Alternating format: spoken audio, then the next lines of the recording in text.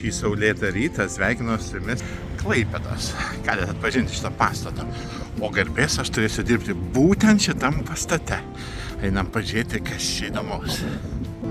Koks gražus architektūros paminklas. Muzikos mokykla Juozo Karosio.